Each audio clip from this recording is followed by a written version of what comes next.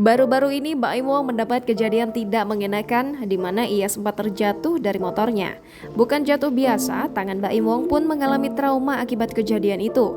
Hal ini disampaikannya dalam video yang diunggah di YouTube-nya Baim Paula pada Sabtu 4 Desember 2021. Dalam video tersebut, tampak Baim Wong mendatangi sebuah rumah sakit untuk memeriksakan keluhannya. Ia mengatakan ada masalah di pergelangan tangannya karena terasa tak nyaman saat mengangkat beban yang cukup berat. Dalam video tersebut, Baim Wong juga menyampaikan rasa sakit ini sudah dirasakan sejak beberapa waktu lalu. Akan tetapi, sakitnya mulai lebih terasa ketika ia rajin berolahraga beberapa minggu ini. Suami Paula Verhoeven itu mengeluh sakit di bagian telapak tangan dan pinggang sebelah kanannya.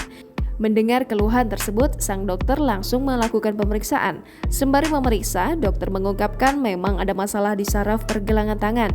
Dokter juga menjelaskan sakit yang dialami Baim Wong tidak berkaitan dengan tulang.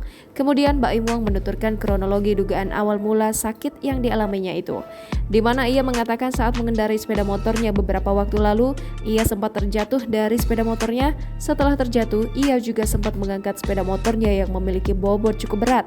Mendengar cerita sang artis, dokter membenarkan kemungkinan ada ototnya yang tertarik. Baim Wong pun menambahkan, setelah insiden itu rasa sakitnya mulai dirasakan ketika ia melakukan olahraga basket. Dokter pun menjelaskan, Baim Wong harus menjalani pengobatan berupa fisioterapi. Baim Wong pun langsung menjalani fisioterapi pertamanya. Melalui unggahan video di akun YouTube-nya, ayah dua anak itu sempat memperlihatkan raut wajah kesakitan. Jangan lupa subscribe, share, komen, dan like ya!